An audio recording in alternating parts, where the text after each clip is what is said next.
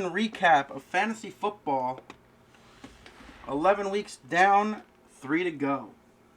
And yes, as you see at the top, we squeaked off a win against Mason, scoring 100 to 90. Maria getting her 4th win over Gary, 84 to 68.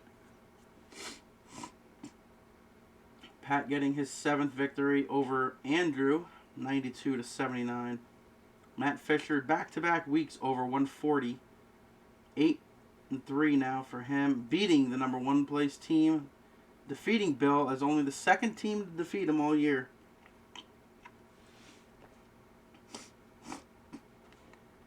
And then Zach Flippin beats the other Matt there, 61 to 50, 3-point victory.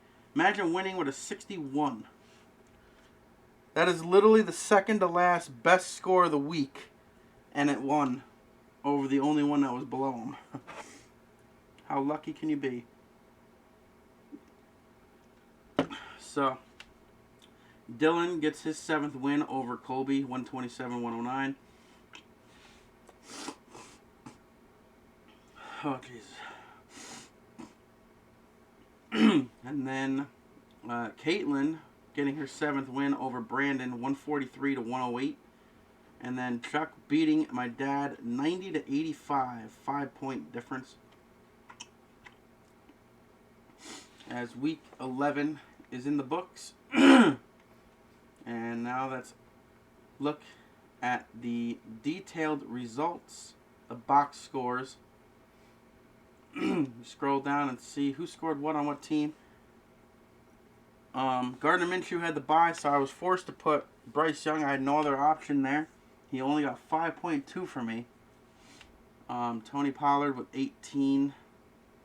Noah Brown ended up being out and didn't even get to play. So I had a 0 and still managed to win, luckily. I got lucky here. George Kittle with 22.9. A.J. Brown only getting 1.8. That was a surprise. As the Eagles defeated the Chiefs on Monday night. The Dolphins with a 13. And Tyler Bass, after struggling for a couple weeks, getting me any points in kicking, getting 17 in the win over the Jets. So, big scores on some of the players for me to help me get that win, because the quarterback was not doing it. A.J. Brown didn't do it this week. Noah Brown wasn't even playing, so caught a little break, so that's good. Laporta only had 6.5. Finally had the right tight end in this week, so the right tight end this time. And on the other side, won against Will Levis and Mason's quarterback, who scored 12.5 as they lost to Jacksonville. Did not need that loss. I don't think we're going anywhere this season. 3-7 is not good at all. I think we were 3-4 at one point. 3-4, and then lost 3 in a row. Mixon was really the only one that did anything on that team. Is what helped me win. I got lucky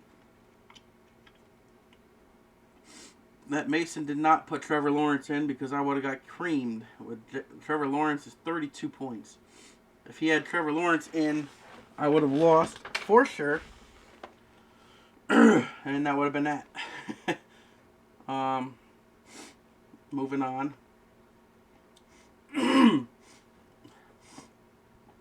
Maria finally gets another win. Jared Goff in. Of course, Justin Fields on the bench scored more. Brandon Ayuk with 26, but then she also had a 0. And the Commanders' defense scored 11, even though they gave up 31 points. But that's really the only thing that stood out over there. And on Gary's side, not much either. Just Tua and Njoku. And Jason Myers kicking. The only ones with double digits. The Bengals defense lost a point. Look at all his bench points, though. Jeez. That's tough. But look at their projected were all single digits, and a lot of his projected in were double digits. So he had the right projections in, but everybody on the bench is the ones that decided to show up. But that's that. As Maria pulls away with the victory. Pat winning his 7th. Andrew losing 2-9 now. He also had a 0. As did Pat.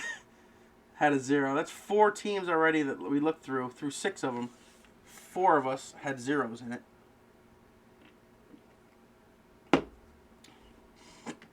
Oh. Tommy DeVito is Pat's quarterback now, scoring 22 points. How about that? Highest on the team. The other side, the highest was St. Brown with 21. Jordan Love had 20 as well, so not good enough, though, as Pat comes away with the victory. Nothing exciting on the bench on either side, so not much else they could have done. Moving on to this high-scoring matchup. Christian look at this.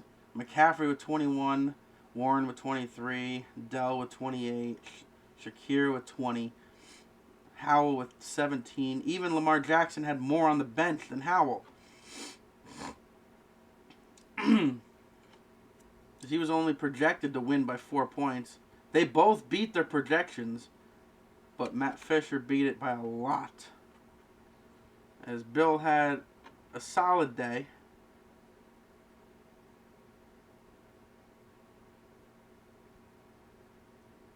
What? That was weird.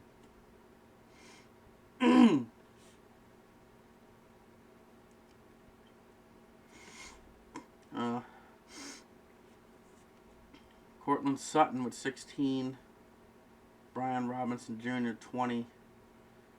And that's really the biggest standouts over there. Devontae Smith with 15.9. Stroud with 15. Of course, he had Herbert on the bench with scoring more points at 25. Usually Stroud gets points.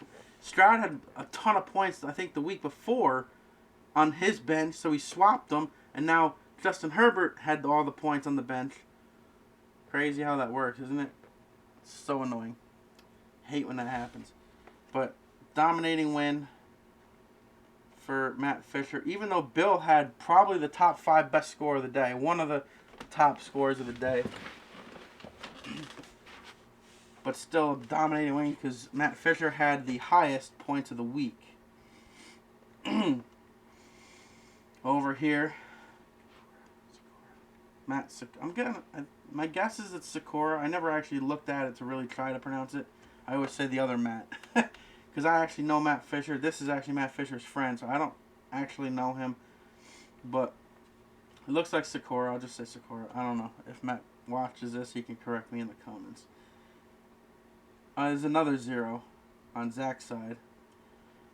Here, Garrett Wilson has projected of 16.4 and only got 0.9. So basically a 0. Might as well take a 0. 58 points. Mike Evans with 15 of those as one player. Getting almost a third of the team points by himself. And on the other side, the only standout was Gus Edwards. And Zach Flippin had 2 zeros, actually. Matt Gay had the bye. So he actually had 3 zeros!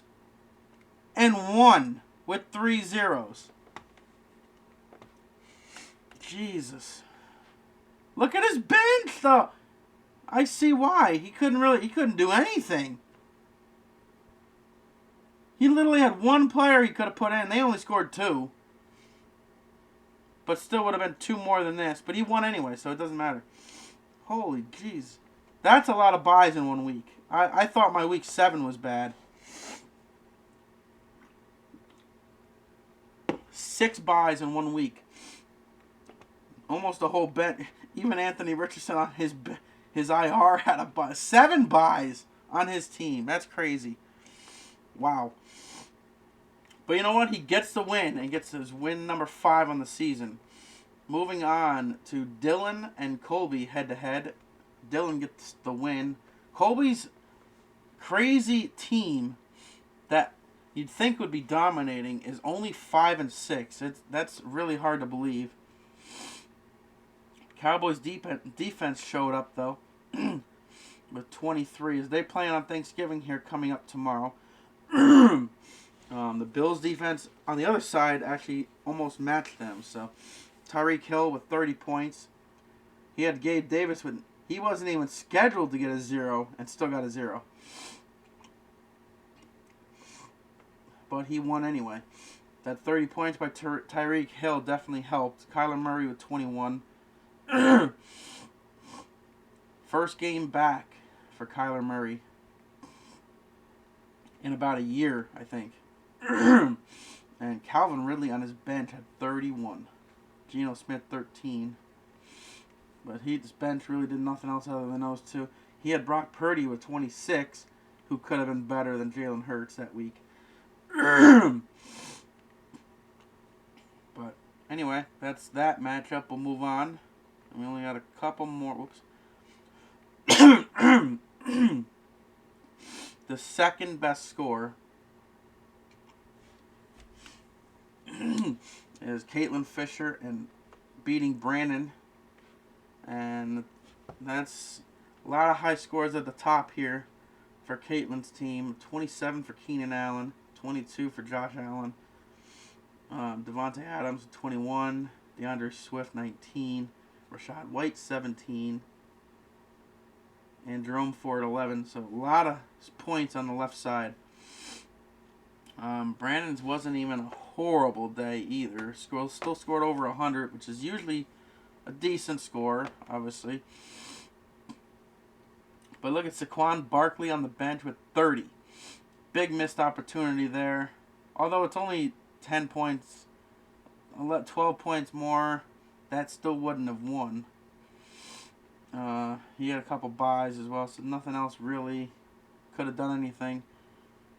That would have been the biggest move with Saquon Barkley, but couldn't pull it off.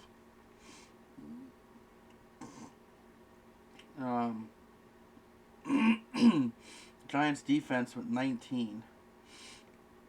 Alright, moving on to another close match. 5 points. We're getting down to crunch time. My dad falls to 5-6. He knew he had the Patriots defense in, and they had the bye, but that was his only defense, and he did have a good point. He said, well, sometimes having a defense in, you lose points, and he's not kidding. I've seen people lose 6 to 9 points sometimes. But you think, what could have happened if he had another defense in? All he needed was 5 points. But you never know. It could have been it very well could have been a minus, you know. There's not many defenses on the free agent list. So he chose to keep that and not lose points.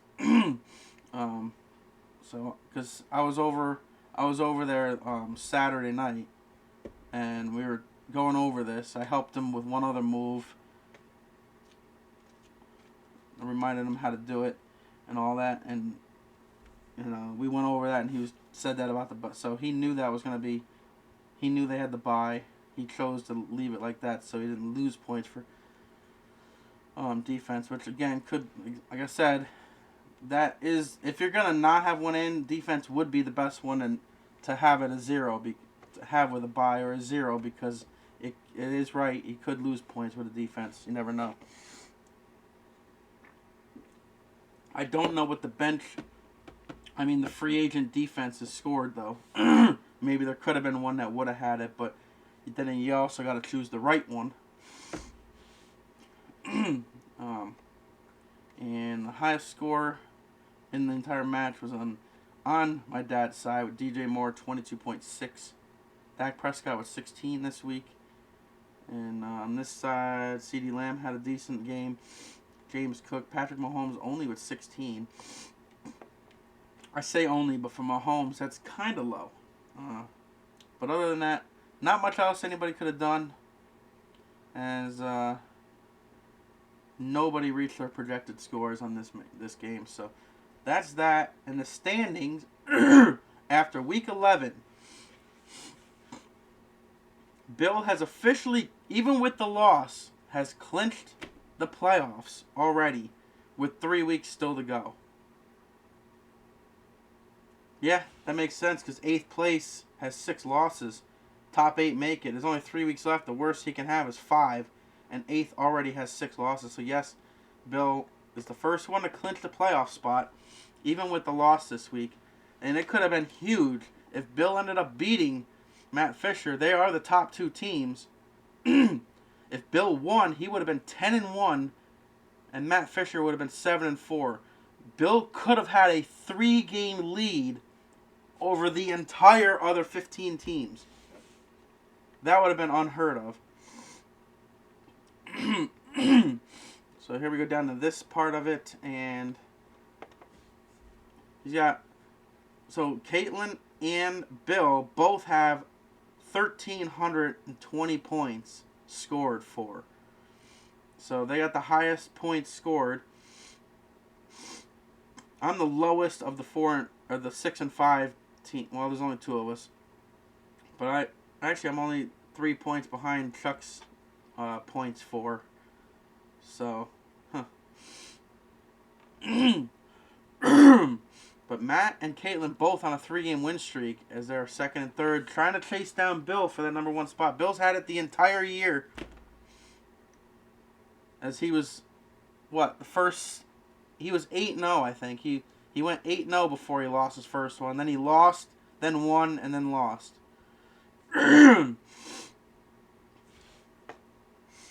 But that's what it looks like after Week 11, and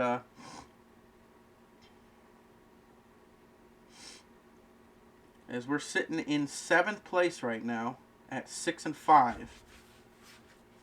Can I finally get 2 games above 500? I don't think I've ever been 2 games above 500 in my entire 3 years of doing this fantasy football. Every single time I get above 500 with like 6 and 5 or 5 and 4 or 4 and 3, something like that, I lose and get right back to 500 every time. I don't think I've ever been 2 games above 500. So, can we do it next week? Thanksgiving coming up. Looking forward to a nice turkey dinner. 3 football games on Thanksgiving. Everybody enjoy your Thanksgiving. And week 12 is coming up quick. Thanksgiving football tomorrow. And a long weekend ahead for me, as I have Black Friday off. So I'm looking forward to seeing what I can get for deals. And go from there. But yes, Thanksgiving games. Look forward to them every year. Week 12. And we'll see you next week for the Week 12 recap. So long, everybody. Actually, real quick, I always keep forgetting.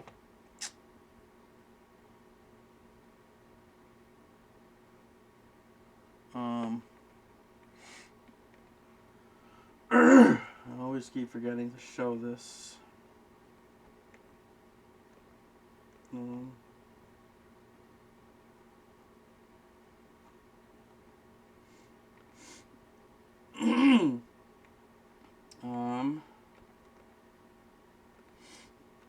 There we go. So,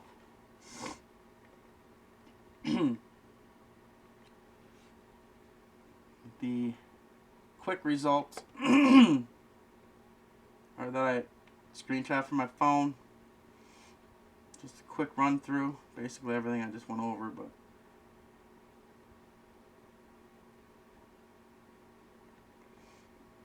and then this.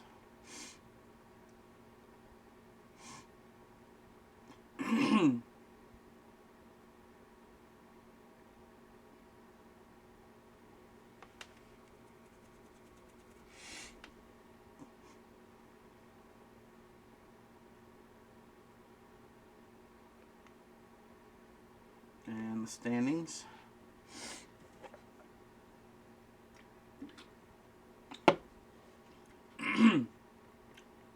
And your top 16 scores. So this is the scores in order. And Bill, yes, had the 4th best score of the week, but did not win with it. So that's the kind of thing that you never know what happens. Meanwhile, down at the bottom, Zach Flippin had the 15th best score of the week out of 16 and wins.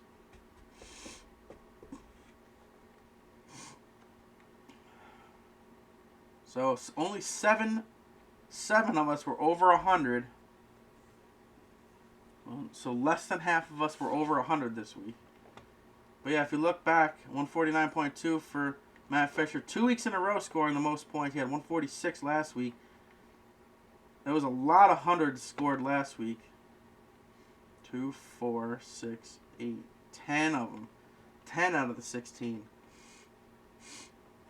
So that's how these scores look in order this week.